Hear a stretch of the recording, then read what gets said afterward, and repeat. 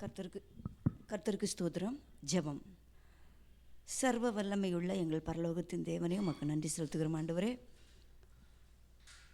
மனுஷன் அப்பத்தினாலே மாத்திரமல்ல, தேவனுடைய வாயிலிருந்து பிறக்கிற ஒவ்வொரு வார்த்தையினாலும் பிழைப்பான் என்று சொன்ன வசனத்தின்படியாக ஏசப்பா, இப்பொழுது நீர் எங்கள் ஊழியக்காரர் மூலமாக பேசப்போகிற ஒவ்வொரு வார்த்தையினாலும் இந்த உலக பிரகாரமாக நாங்கள் ஒவ்வொருவரும் பிழைக்க, நித்திய ஜீவனை பெற்றுக்கொள்ள கர்த்தர் எங்களுக்கு கிருபை தாங்கப்பா. பேசப்போகிற வார்த்தையை நீர் எங்களுக்கு ஆசீர்வதித்து தந்துருங்க. எங்கள் ஒவ்வொருவரோடு பேசுங்க. இயேசு கிறிஸ்துவின் நாமத்தில் ஜெபிக்கிறோம் எங்கள் ஜீவனுள்ள நல்ல பிதாவே, ஆமேன்.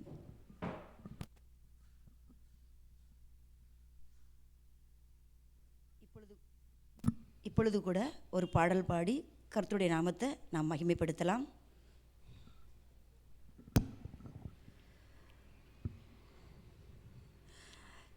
என் ஆத்மநேசர் என் இன்பநாதர், என்றும் நான் உம்மை பின்பற்றுவேன்.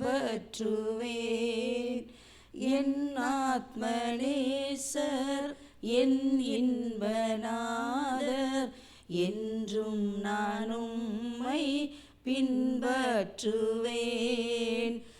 எந்த நினைவுகள்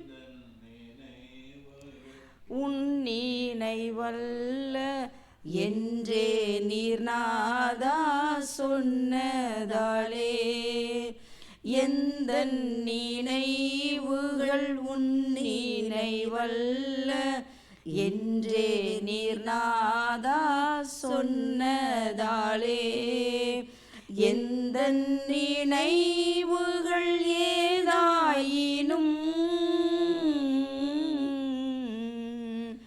எந்த நினைவுகள் ஏதாயினும் எதுவும் நடக்க விரும்பிடேனே, எதுவும் நடக்க விரும்பிடேனே. என் ஆத்மநேசர் என் இன்பநாதர், என்றும் நான் உம்மை பின்பற்றுவேன். வாலிப நாளில் நினை என்னை என்றீர், வாழ்நாளெல்லாம் உம்மை நினைத்திடுவேன். வாலிப நாளில் நினை என்னை என்றீர், வாழ்நாளெல்லாம் உம்மை நினைத்திடுவேன். வாழ்விலும் நீரே தாழ்விலும் நீரே, வாழ்விலும் நீரே தாழ்விலும் நீரே, வருகையிலும் என்னை சேர்ப்பவர் நீரே, வருகையிலும் என்னை சேர்ப்பவர் நீரே. என் ஆத்மநேசர் என் இன்பநாதர், என்றும் நான் உம்மை பின்பற்றுவேன். என் ஆத்மநேசர் என் இன்பநாதர், என்றும் நான் உம்மை பின்பற்றுவேன். வழிகளில் எல்லாம் நினைத்திட சொன்னீர், வழிகளை உமக்கே ஒப்படைத்தேன். வழிகளில் எல்லாம் நினைத்திட சொன்னீர், வழிகளை உமக்கே ஒப்படைத்தேன். செம்மை வழிகளில் செழிப்புடனே, செம்மை வழிகளில் செழிப்புடனே, ஜெயமாக என்றும் நடத்தி செல்லும், ஜெயமாக என்றும் நடத்தி செல்லும். என் ஆத்மநேசர் என் இன்பநாதர், என்றும் நான் உம்மை பின்பற்றுவேன். என் ஆத்மநேசர் என் இன்பநாதர், என்றும் நான் உம்மை பின்பற்றுவேன். நினைப்பீரே எந்தன் சிறுமையிலும் நீர் நினைத்தாலே ஆசீர் நிச்சயமே. நினைப்பீரே எந்தன் சிறுமையிலும் நீர் நினைத்தாலே ஆசீர் நிச்சயமே. அந்நாளை நினைத்தீர், ராகேலை நினைத்தீர்.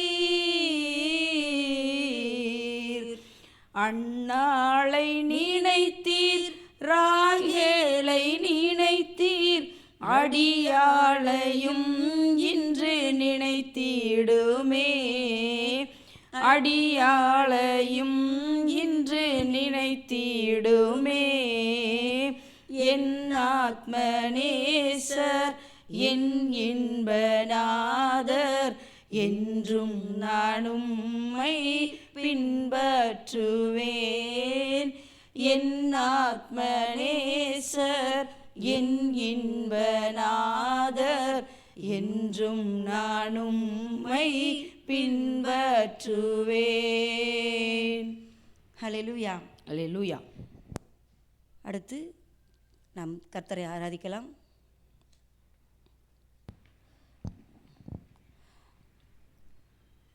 ஆராதிக்க கூடினோம், ஆர்ப்பரித்து பாடிடுவோம். ஆராதிக்க கூடினோம், ஆர்ப்பரித்து பாடிடுவோம். வல்ல இயேசு நல் தேவன், என்றென்றும் அவர் நம் தேவன். வல்ல இயேசு நல் தேவன், என்றென்றும் அவர் நம் தேவன். தேவ வாசஸ்தலம் என்றும் இன்பமானதே. மகிமை தேவன் கிறிஸ்து இயேசு பிரசன்னம் இங்கே. தேவ வாசஸ்தலம் என்றும் இன்பமானதே. மகிமை தேவன் கிறிஸ்து இயேசு பிரசன்னம் இங்கே. மகிமை மகிமையே என் மனம் பாடுதே. மகிமை மகிமையே என் மனம் பாடுதே. மக்கள் மத்தியில் என் மகிழ்ச்சி பொங்குதே. மக்கள் மத்தியில் என் மகிழ்ச்சி பொங்குதே. ஆராதிக்க கூடினோம், ஆர்ப்பரித்து பாடிடுவோம். ஆராதிக்க கூடினோம், ஆர்ப்பரித்து பாடிடுவோம். வல்ல இயேசு நல் தேவன், என்றென்றும் அவர் நம் தேவன். வல்ல இயேசு நல் தேவன், என்றென்றும் அவர் நம் தேவன். சீயோன் பலனே, வெற்றி சிகரமே, சேனைகளின் கர்த்தர் இயேசு கிரியை செய்கிறார். சீயோன் பலனே, வெற்றி சிகரமே, சேனைகளின் கர்த்தர் இயேசு கிரியை செய்கிறார். ஜீவன் பலனும் ஆசீர்வாதமே, ஜீவன் பலனும் ஆசீர்வாதமே. நித்திய ஜீவன் இன்றும் என்னில் ஓங்கி நிற்குதே. நித்திய ஜீவன் இன்றும் என்னில் ஓங்கி நிற்குதே. ஆராதிக்க கூடினோம், ஆர்ப்பரித்து பாடிடுவோம். ஆராதிக்க கூடினோம், ஆர்ப்பரித்து பாடிடுவோம். வல்ல இயேசு நல் தேவன், என்றென்றும் அவர் நம் தேவன். வல்ல இயேசு நல் தேவன், என்றென்றும் அவர் நம் தேவன். தேவசாயல் தேவ சபையில் தோன்றுதே. தேவன் நடுவில் இயேசு நியாயம் செய்கிறார். தேவசாயல் தேவ சபையில் தோன்றுதே. தேவன் நடுவில் இயேசு நியாயம் செய்கிறார். தேவ சேவையே என் கம்பீர சேவை. தேவ சேவையே என் கம்பீர சேவை. தேவாவியில் நிறைந்து நானும் ஆடி பாடுவேன். தேவாவியில் நிறைந்து நானும் ஆடி பாடுவேன். ஆராதிக்க கூடினோம், ஆர்ப்பரித்து பாடிடுவோம். ஆராதிக்க கூடினோம், ஆர்ப்பரித்து பாடிடுவோம். வல்ல இயேசு நல் தேவன், என்றென்றும் அவர் நம் தேவன். வல்ல இயேசு நல் தேவன், என்றென்றும் அவர் நம் தேவன்.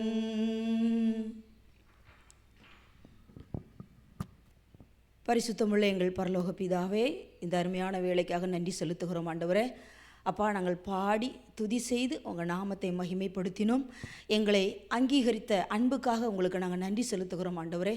இப்பொழுதும் கூட ஆண்டவரே, அன்றைக்கு எப்படி ஊழியக்காரர் பேதுரு ஐயாவிற்கு நீங்கள் கட்டளை கொடுத்து உங்கள் வார்த்தைகளை அனுப்பினீங்க, அந்த வார்த்தைகளை கேட்கும்படியாக கொர்நிலேயு வீட்டில் எல்லாரும் இப்பொழுது இங்கே தேவ சமூகத்தில் கூடியிருக்கிறோம் என்று சொன்னது போல, ஏசப்பா, நீங்கள் எங்கள் ஊழியக்காரர்களுக்கு கொடுத்த கட்டளையிட்ட அந்த வார்த்தைகளை அப்பா நாங்கள் கேட்கும்படியாக உங்கள் சமூகத்தில் இங்கே இப்பொழுது கூடியிருக்கிறோம். அவர்கள் மூலமாக நீங்கள் கட்டளையிட்ட வார்த்தைகளை எங்களோடு பேசுவீராக. அந்த வார்த்தையின் மூலமாக உலக பிரகாரமான ஆசீர்வாதங்கள், ஆவிக்குரிய அபிஷேகங்கள் எல்லாவற்றையும் பெற்று நாங்கள் கடந்து செல்ல கிருபை தாரும். உங்கள் நாமம் மாத்திரம் மகிமைப்படட்டும். இயேசு கிறிஸ்துவின் நாமத்தினால் ஜெபிக்கிறோம் எங்கள் ஜீவனுள்ள நல்ல பிதாவே, ஆமேன்.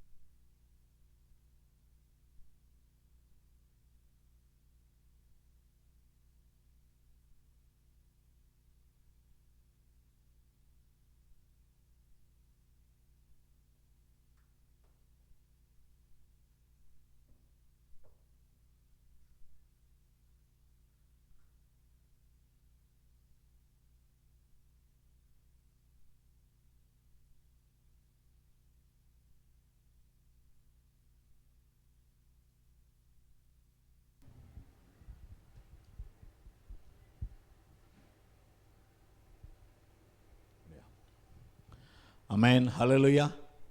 ஆண்டவராகிய இயேசு கிறிஸ்துவின் நாமத்தில் இந்த வேத ஆட்சி கொண்டு வந்த யாவரையும் अनबोल வாழ்த்துகிறோம். इस बाइबल स्टडी में आए हुए आप सबों को यीशु मसीह के नाम से हम बधाई देते हैं, स्वागत करते हैं. चलिए, गलतियों के पत्री में लगातार हम मनन करते आ रहे हैं. கலாத்திய நிருபத்திலிருந்து தொடர்ச்சியாக நம்ம ஆராய்ச்சி செய்து கொண்டிருக்கிறோம், தியானித்து கொண்டிருக்கிறோம். இன்றும் அந்த 4ஆம் அதிகாரம் 5ஆம் வசனம் பார்க்க போகிறோம். கலத்தியோं 4:5, गलातियन 4:5, गलातियन 4:5, கலாத்தியர் 4:5. காலம் நிறைவேறின போது ஸ்திரீயினிடத்தில் பிறந்தவரும் நியாயப்பிரமாணத்துக்கு கீழானவருமாகிய தம்முடைய குமாரனை தேவன் அனுப்பினார். हिंदी में शायद 4 वचन.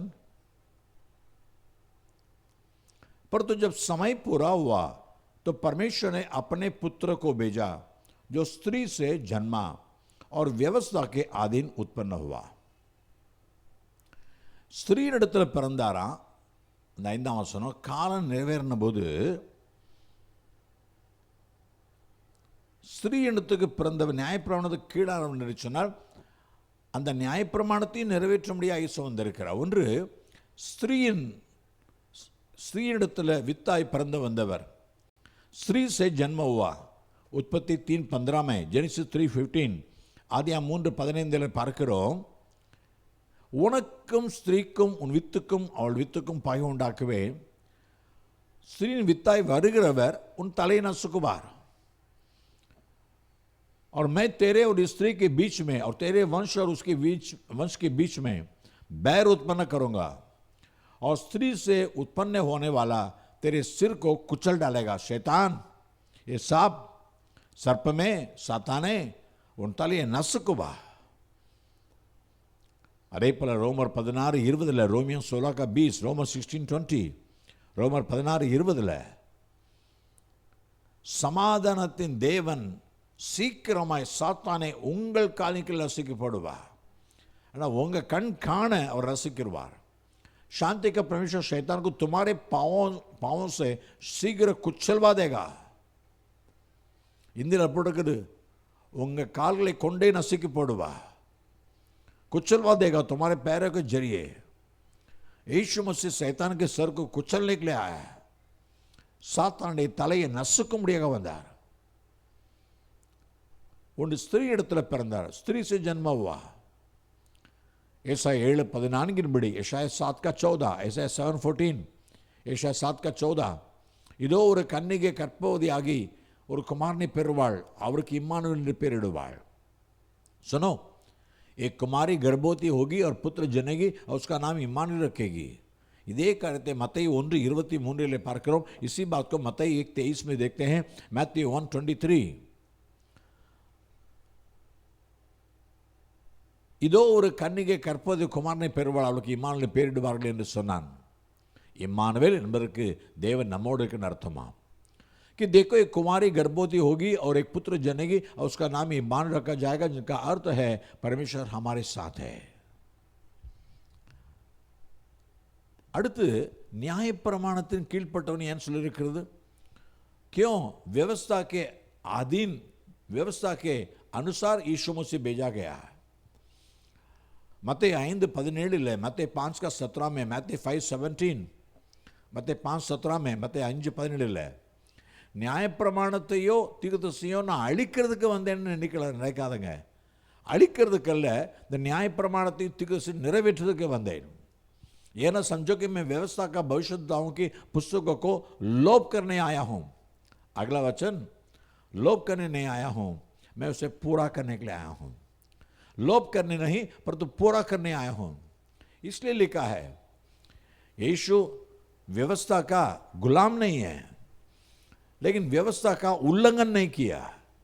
இயேசு நியாயப்பிரமாணத்துக்கு அடிமை அல்ல, ஆனால் நியாயப்பிரமாணத்தையும் நிறைவேற்ற வந்து விட்டார். நியாயப்பிரமாணத்தை நிறைவேற்றுவது ரொம்ப கஷ்டமாம். ये व्यवस्था को पूरा करना बहुत कठिन बात है.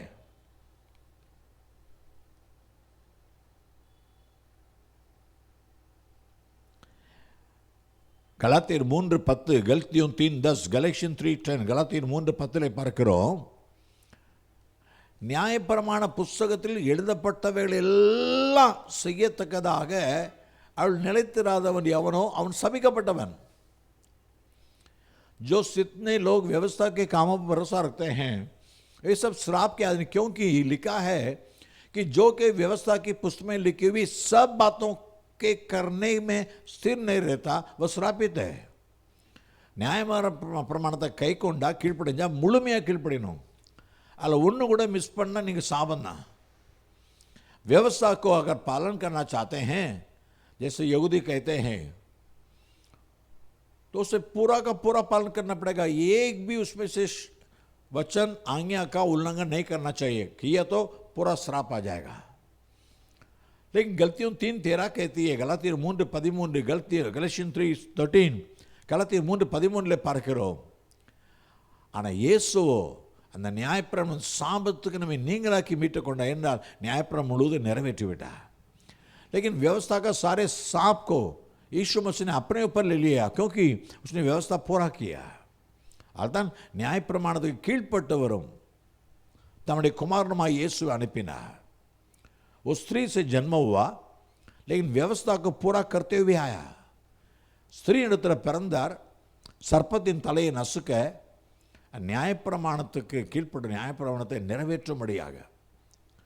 ஜான் 8:46, யோவான் 8:46, யோவான் 8:46, யோவான் 8:46, என்னிடத்தில் பாவம் உண்டென்று உங்கள் யார் என்னை குற்றப்படுத்தக்கூடும்?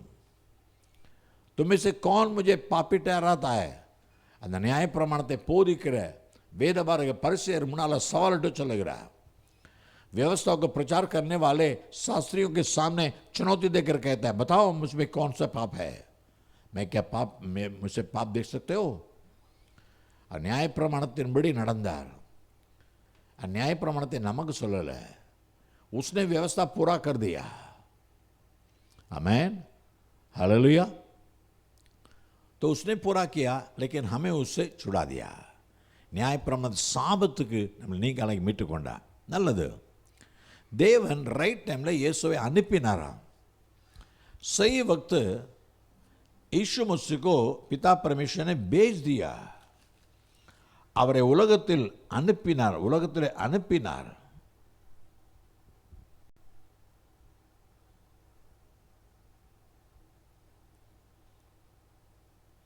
தேவனால் அனுப்பப்பட்டவர் யோவான் 3:34, ஜான் 3:34, யோனா 3:34, யோவான் 3:34 பார்க்கிறோம்।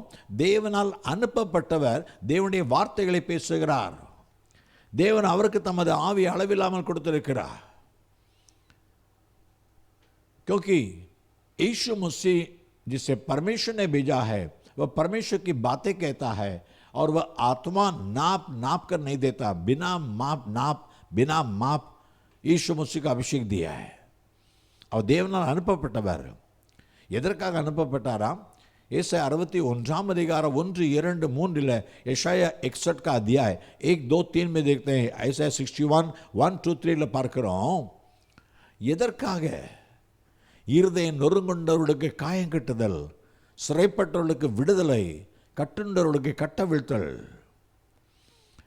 खेदित मन के लोगों को शांति दूं, बंधुओं के लिए स्वतंत्रता का और कैदियों के लिए छुटकारे का प्रचार करो। तुम्हें छुटकारा है, तुम्हें आजादी है, स्वतंत्रता है। அடுத்த வசனம்,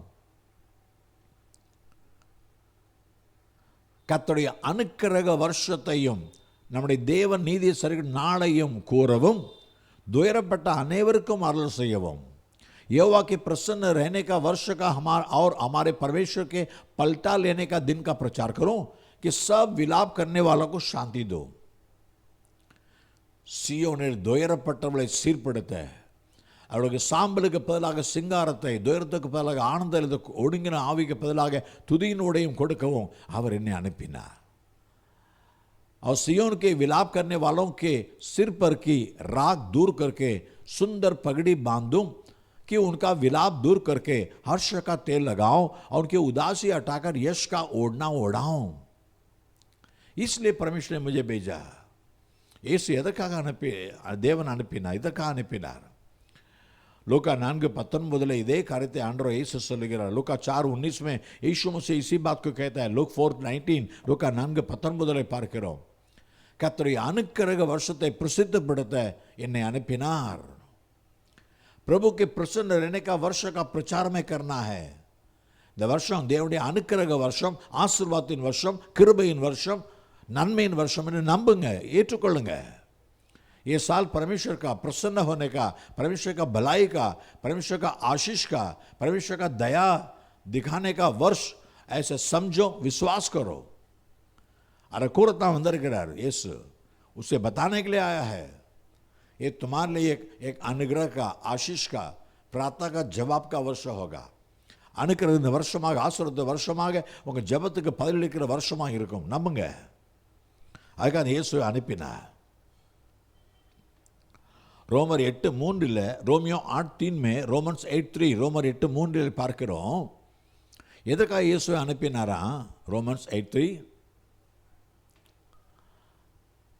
மாம்சத்தினாலே பலவீனமாக இருந்த நியாயப்பிரமாணம் செய்யக்கூடாததை தேவனே செய்யும்படிக்கு தம்முடைய குமாரனை பாவ மாம்சத்தின் சாயலாகவும் பாவத்தை போக்கும் பலியாகவும் அனுப்பி மாம்சத்திலே பாவத்தை ஆக்கினைக்குள்ளாக தீர்த்தார்। क्योंकि जो काम व्यवस्था शरीर के कारण दुर्बल होकर न कर सकी, उसको परमेश्वर ने किया, अर्थात अपने पुत्र को पापमय शरीर की समानता में और पाप के बलिदान होने के लिए बेचकर शरीर में पाप पर दंड की आज्ञा दे दी। தேவன் இயேசுவை அனுப்பினார், உங்க பாவத்தை போக்கும் பலியாக அனுப்பியிருக்கிறார், पाप को मिटाने के लिए बलिदान के रूप में भेजा। क्योंकि व्यवस्था नहीं कर सका, उसे परमेश्वर कैसा किया? यीशु मसीह को बेचकर उसको बलिदान बनाकर। நியாயப்பிரமாணம் செய்யக்கூடாத தேவன் இயேசு மூலம் எப்படி செய்தார்? தம்முடைய குமாரனை பாவ மாம்சத்தின் சாயலாக பாவத்தை போக்கும் பலியாகவும் அனுப்பினார். பல ஆண்டுகளுக்கு முன்பதாக நம்முடைய அரசாங்கத்தில் இருக்கிறவங்க ஒரு சிறு தவறு நடந்தாலும் உடனே பதவியை ராஜினாமா பண்ணிடுவாங்க. कुछ सालों के पहले, कुछ नहीं कई सालों के पहले हमारे देश में जो सत्ते में थे वो मंत्रियों के उनके इलाका में कोई गलती हुआ तो वो अपने आप पद को इस्तीफा दे देंगे. एक ट्रेन का एक्सीडेंट हुआ तो रेल मंत्री अपने पद को त्याग देगा. ஒரே ஒரு ட்ரெயின் ஆக்சிடென்ட் நடந்ததுன்னா ரயில்வே மந்திரி தன் பதவியை ராஜினாமா பண்ணிடுவார். தன்மானம் உள்ளவங்க. ஏனென்றால் அந்த குற்றத்தை நானே என் தலைமையில் ஏற்றுக்கொள்கிறேன். क्योंकि वो मंत्री साहब क्या कहते थे, गलती किसके हाथ से हुआ, किसके हाथ से हादसा हुआ इसका कोई परवाह नहीं, लेकिन पूरी जिम्मेदारी मैं लेता हूँ. लेकिन आज ऐसा नहीं है. இன்னைக்கு அப்படி இல்லை. தேவன் அதுதான் செய்தார். இந்த கானூன் செய்ய முடியாததை ये कानून नहीं कर सकता. यीशुவை बलियाकी देवन से दिचार. यीशु को बलिदान करके यीशु ने परमेश्वर ने कर दिया. तन्ने बलियाके ने मंदिरी मारे पोले अपने आप को कुर्बान करने वाले मंत्री साहब के समान यीशु मसीह को कुर्बानी के रूप में भेजा. अनपिनार 1 யோவான் 4:14 1 John 4:14 पहला யோனா 4:14 में देखते हैं. 1 யோவான் 4:14 பார்க்கிறோம். பிதாவானவர் குமாரனை உலக ரட்சகராக அனுப்பினார் என்று நாங்கள் கண்டு சாட்சியிடுகிறோம். और हमने देख भी लिया और गवाही देते हैं कि पिता ने पुत्र को जगत का उद्धारकर्ता करके भेजा है. இயேசு எப்படி அனுப்பப்பட்டார்? உலக ரட்சகராக அனுப்பப்பட்டிருக்கிறார். ये दुनिया का उद्धारक के रूप में यीशु मसीह भेजा गया. யோனா 4:41-42 में देखते हैं. John 4:41-42 யோனா யோவான் 4:41-42 பார்க்கிறோம். John 4:41-42 சமாரியாவில் இருக்கிற சீகார் என்ற கிராமத்தில் உள்ள எல்லாரும் இயேசுடைய வசனத்தை கேட்டு விசுவாசித்தாங்க. सामरी देश में सिगार नाम के गांव में यीशु मसीह के वचन को सभी लोग पहले तो वो स्त्री के द्वारा गवाही सुना. முதலாவது ஸ்திரீயின் வாயினால அவருடைய சாட்சியை கேட்டாங்க. ஆனால் இப்போ சொல்கிறான், இப்போ விசுவாசம் வச்ச பிறகு 42 ஏமா உன் சொல்லி நிமித்தம் அல்ல, அவருடைய உபரிசை நாங்களே கேட்டு மெய்யாய் மெய்யாய் கிறிஸ்துவாகிய உலக ரட்சகர் அவர்தான் என்று அறிந்து விசுவாசிக்கிறோம். उस स्त्री से कहा, अब हम तेरे कहने ही से विश्वास नहीं करते क्योंकि हमने आप ही सुन लिया और जानते हैं कि यही सचमुच जगत का उद्धार करता है. आमेन. यीशु मसीह जगत का उद्धारक है. सारे जगत का उद्धारक एक ही परमेश्वर यीशु मसीह, क्योंकि सारे जगत के पाप को उठाकर ले गया और अपने ऊपर ले लिया. முழு உலகத்தாருடைய பாவங்களை தாமே சுமந்தார், தாமே சுமந்து தீர்த்தார். யோவான் 1:29 John 1:29 யோவான் 1:29 யோவான் 1:29 பார்க்கிறோம். உலகத்தின் பாவத்தை சுமந்து இருக்கிற देवाटकुटी ये परमेश्वर का मेमना है जो जगत के पाप को उठा के ले जाता है. 1 John 2:24 पहला யோவான் 2:24 1 யோவான் 2:24 பார்க்கிறோம். 1 John 2:24 பார்க்கிறோம். 1 யோவான் 2:24 I'm sorry 1 பேதுரு 2:24 1 Peter 2:24 पहला पत्रस 2:24 1 Peter 2:24 पहला पत्री 2:24 1 பேதுரு 2:24 அவர் தாமே தமது சரீரத்தில் நம்முடைய பாவங்களை சிலுவை மேல் சுமந்துட்டார். वो आप ही हमारे पापों को अपनी देह पर लिए हुए क्रूस पर चढ़ गया ताकि हम धर्मी बने, நாம் நீதிமானாய் மாற முடியும். ஆமென். இயேசுவை தேவன் அதற்காகவே அனுப்பினார். யோவான் 3:16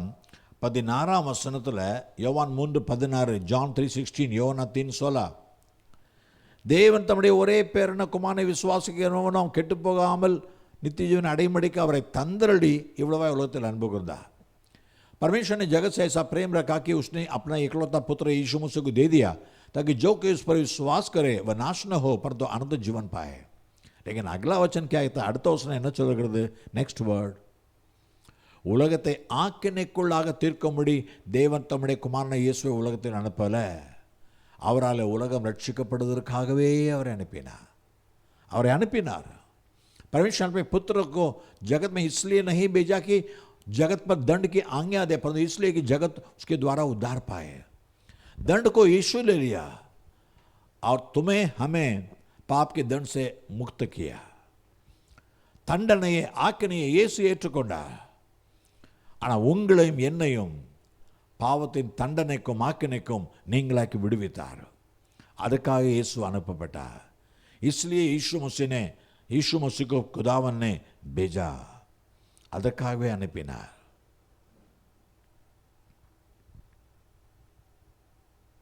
யோவான் 3:26, யோவானா 3:26, ஜான் 3:26, யோவான் 3:26 பார்க்கிறோம். आई एम सो सॉरी, அப்போஸ்தலர் 3:26, एक्ट्स 3:26, प्रेरित का 3:26, प्रेरित का 3:26, அப்போஸ்தலர் 3:26.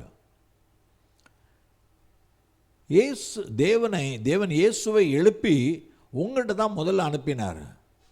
यीशु मसीह को जिलाकर उठाकर पहले तुम्हारे पास भेजा. क्यों? உங்களை எல்லாரையும் உங்கள் புல்லாங்கிலிருந்து விலக்கணும், உங்களை ஆசீர்வதிக்கணும். तुम्हें से हर एक को उसकी बुराई से फेर कर आशीष देना है. அதற்கு இயேசு அனுப்பப்பட்டார். तुम्हारे सारे बुराई से आपको छुड़ाना है और आपको आशीष आना है. உங்களை எல்லா பொல்லாங்களும் விடுவிக்கணும், உங்களை ஆசீர்வதிக்கணும். அதுக்காகவே இயேசுவை தேவன் அனுப்பினார். விசுவாசிக்கிறீங்களா? विश्वास करते हो? तुम्हें पाप से छुड़ाने के लिए, तुम्हें उद्धार देने के लिए, तुम्हारे पाप के दंड अपने ऊपर लेने के लिए यीशु मसीह को पिता ने भेजा. உங்கள் பாவங்களை தன்மேல் சுமந்துக்கும்படியாக, உங்கள் பாவங்களை சுமந்து தீர்க்கும்படியாக, உங்களுக்கு ரட்சிப்பை கொடுக்கும்படியாகத்தான் இயேசுவை தேவன் அனுப்பியிருக்கிறார். और अनुग्रहத்தை प्रसिद्धப்படுத்த एक अनुग्रह आशीष को प्रकट करने के लिए यीशु को भेजा है. अरे विश्वास है.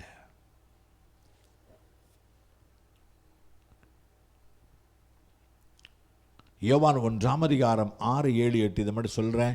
அடுத்த வாரம் தொடர்ந்து நம்ம தியானிப்போம். யோஹனா 1:6-7-8, ஜான் 1:6-7-8. இப்போ பாருங்கள், அனுப்பப்பட்ட இயேசுவை அனுப்பின அதே தேவன் இன்னொரு மனுஷனை அனுப்புகிறார்.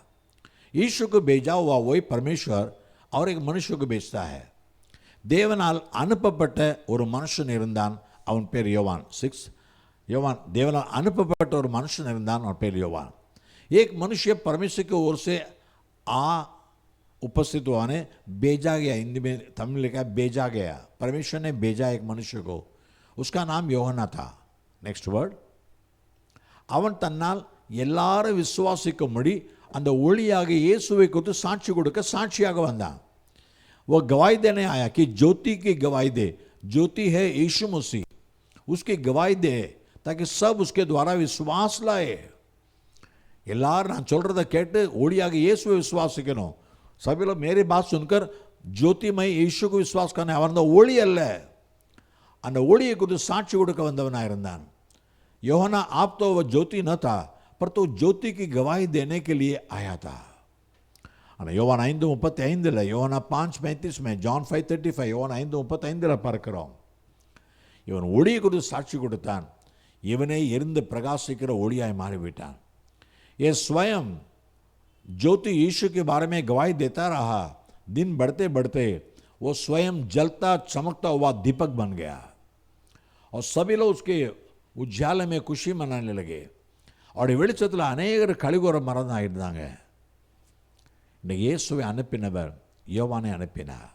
यीशु को भेजा वो परमेश्वर யோஹனா को भेजा और परमेश्वर का मकसद वैसे पूरा हुआ.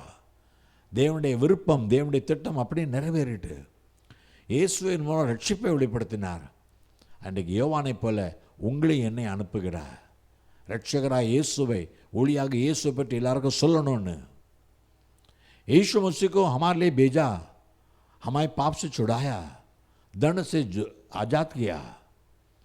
लेकिन वही परमेश्वर हमें भी भेज रहा है ताकि हम अपने बारे में गवाही नहीं, वो ज्योति के बारे में गवाही. हमने ज्योति पाई है, ज्योति हमारे जीवन में चमकी है. நாங்கள் ஒளியை பெற்றிருக்கிறோம், ஒளியினால் பிரகாசிக்கப்பட்டிருக்கிறோம். இதை சாட்சியாக சொல்லுங்க. நீங்களும் ஒளியா இருப்பீங்க. आप भी ज्योति बनकर रहेंगे. तो परमेश्वर आपको भेजा है, इसलिए भेजा है. तो अगला सप्ताह हम देखेंगे हमें परमेश्वर कैसा भेजता है. यीशु को भेजा है तो परमेश्वर का मकसद पूरा हुआ. தேவன் இயேசுவை அனுப்பினார். தேவன் நினைத்த காரியம் நடந்து விட்டது. உங்களை என்னை அனுப்புகிறார். நம்முடைய சித்தத்தை நிறைவேற்றுகிறோமா? तुम्हें और हमें परमेश्वर भेजता है. क्या हम परमेश्वर का मकसद पूरा कर पाते हैं? परमेश्वर की योजना पूरा कर पाते हैं? आज अपने आप को सौंपेंगे யோவானை போல நம்மளை அர்ப்பணிப்போம். परलोक पितावे नन्हे सलुत्तुகிறோம். स्वर्गीय पिता धन्यवाद देते हैं प्रभु. जब समय पूरा हुआ पिता परमेश्वर ने अपने पुत्र यीशु मसीह को संसार में भेजा. காலம் நிறைவேறின போது தேவன் தம்முடைய குமாரனான இயேசு கிறிஸ்துவை உலகத்தில் அனுப்பினார்.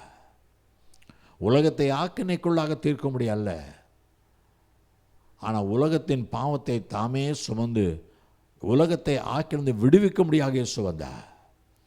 दुनिया को दंड की आज्ञा देने के लिए नहीं है, लेकिन मनुष्य का पाप का दंड को अपने ऊपर लेकर मनुष्य को आज़ादी देने के लिए आया. प्रभु हमारे पाप के शरीर के रूप तो ने धारण किया और पाप को मिटाने वाला बलिदान बन गया यीशु मसीह. येसपा நீங்க எங்க பாவ மாம்சத்தின் சாயலா வந்தீங்க, ஆனா பாவத்தை போக்கும் பலியாய் மரிச்சிட்டீங்க. எங்களுக்காக அனுப்பப்படி हमारे लिए भेजा गया यीशु मसीह है. आज वचन सुनने वाले सभी विश्वास करने दे कि यीशु मसीह उनके लिए भेजा गया. ने वसंत केकर எல்லாரும் விசுவாசிக்கட்டும். இயேசுவை தேவன் அவர்களுக்காக அனுப்பினார். ஒவ்வொருவரையும் பொல்லாங்கிலிருந்து பொல்லாப்பிலிருந்து தவறான காரியங்களிலிருந்து விடுதலையாக்கி ஆசீர்வதிக்கும்படியாக இயேசு அனுப்பப்பட்டார். हर एक को बुराई से छुड़ाने के लिए, बुरे आदतों से छुड़ाने के लिए, बुरे पापों से छुड़ाने के लिए और उनको आशीष देने के लिए यीशु मसीह भेजा गया. प्रभु इससे हर जन मानकर विश्वास करने ओवर ஏற்றுக்கொள்ளட்டும், விசுவாசிக்கட்டும். ஆண்டவரே இந்த வருஷம் ஒரு அனுக்கிரக வருஷமாக நீ கூறுகிறீங்க. ये साल अनुग्रह का वर्ष होगा. हमारे कृपा का साल, परमेश्वर के भलाई का साल होगा. ஆண்டுடைய கிருபையின் வருஷமாக இருக்க போகிறது.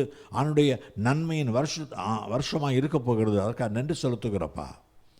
எங்களுக்காக அனுப்பப்பட்டவர் हमारे भेजा गया.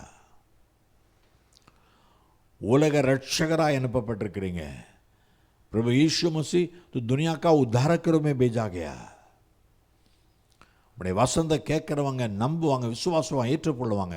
உடைய வசந்த கேட்டவங்க விசுவாசிக்கட்டும். இயேசுவே உலக ரட்சகர் என்று நாங்கள் நம்பி விசுவாசிக்கிறோம். आज वचन सुने हुए सभी विश्वास करने दे. यीशु मसीह जगत का उद्धारक है, हम विश्वास करते हैं. पापी लोगों को उद्धार करने के लिए मसीह यीशु जगत में आया. पहला तीमुथी 1:15, 1 तीमुथी 1:15, 1 तीमुथी 1:15 பாவிகளை ரட்சிக்க கிறிஸ்து இயேசு உலகத்தில் வந்தார். உலகத்தாருடைய பாவத்தை சுமந்து தீர்க்கும்படியாக வந்த ஒரே ஆண்டவர் இயேசு தானே. दुनिया के लोगों के पाप को मिटाने के लिए, उठाने के लिए आया हुआ एक ही परमेश्वर यीशु मसीह है ना. वही संसार के पापों को उठा ले जाता है. वो लोग उलगतिन पावते संबंध तीर्करा दुनिया का उद्धारक, जगत का उद्धारक है. उलग रक्षकरा இருக்கிறீங்கப்பா. वो रक्षिपी निश्चित विடுதலை பெற்றுக்கொள்ளட்டும், ஆசீர்வதிக்கப்படட்டும். छुटकारा पाने दो और आशीष पाने दो. जैसे यूहन्ना को वैसे भेजा ताकि ज्योति पाकर वो सच्चा ज्योति यीशु मसीह के बारे में गवाही दे. யோவானை அனுப்பினீங்க. ஒளியாக இயேசுவின் பிரகாசத்தை பெறணும். அந்த ஒளியாக இயேசுக்கு எல்லாருக்கும் சாட்சி சொல்லணும். உலகத்தில் வந்து எந்த மனுஷன் பிரகாசிப்பிக்கிற மெய்யான ஒளியே அந்த ஒளி. யோவான் 1:9, யோவானா 1:9, दुनिया யோவானா 1:9, जॉन 1:9 பார்க்கிற யோவான் 1:9 दुनिया में आकर हर मनुष्य को प्रकाशित करने वाला सच्चा ज्योति यीशु मसीह है. प्रभु அது हर एक के दिल में चमकने दे, जीवन में चमकने दे. ஒவ்வொருடைய இருதயத்திலும் அவருடைய வாழ்க்கையிலும் ஒளியாக இயேசுவே நீ பிரகாசிப்பீராக. அவருடைய வாழ்க்கை இருளான வாழ்க்கையை வெளிச்சமாக மாறட்டும். अंधियारा जीवन उजाले में बदलने दे. आशीष कर, आशीर्वदिயும். यीशु क्रिस्तुविன் நாமத்தில் यीशु मसीह के नाम से मांगते पिता, आमेन आमेन. अब हमारे प्रभु यीशु मसीह की अनुग्रह, परमपिता का प्रेम, पवित्र आत्मा का सहभागिता हम सबके साथ यीशु मसीह के द्वारा मिलने वाला उद्धार, ज्योति, आशीष के साथ होती रहे. நம்முடைய கர்த்தராகிய இயேசு கிறிஸ்துவினுடைய கிருபையும் பிதாவாகிய தேவனுடைய அன்பும் ஆவியினுடைய அந்யோன்ய ஐக்கியமும் ஆண்டவராகிய இயேசு கிறிஸ்துவின் மூலமாய் வருகிற ரட்சிப்பு, ஆசீர்வாதம் நன்மையோடு நிலைத்திருந்து காப்பதாக. ஆமென். என் ஆத்துமாவே கர்த்தரை ஸ்தோத்திரி, என் முழு உள்ளமே அவருடைய பரிசுத்த நாமத்தை ஸ்தோத்திரி. என் ஆத்துமாவே கர்த்தரை ஸ்தோத்திரி, கர்த்தர் செய்த சகல உபகாரங்களையும் மறவாதே. அவர் உன் அக்கிரமங்கள் எல்லாம் மன்னித்து, உன் நோய்கள் எல்லாம் குணமாக்கி, உன் பிராணனை அழிவுக்கு விலக்கி மீட்டு, உன்னை கிருபையினால் இரக்கங்களால் முடிசூட்டி நன்மையினால் வாய் திருப்தியாக்குகிறார். கழுகுக்கு சமானமாய் உன் வயது திரும்ப வலது போலாகிறது. ஆமேன், ஆமேன், ஆமேன். God bless you. கர்த்தர் ஆசீர்வதிப்பாராக. மீண்டும் வருகிற செவ்வாய்க்கிழமை மாலை 7 மணிக்கு நாம் சந்திப்போம். और फिर हम अगले मंगलवार शाम को 7 बजे मिलेंगे. तब तक के लिए खुदा हाफिज. God bless you. आमीन.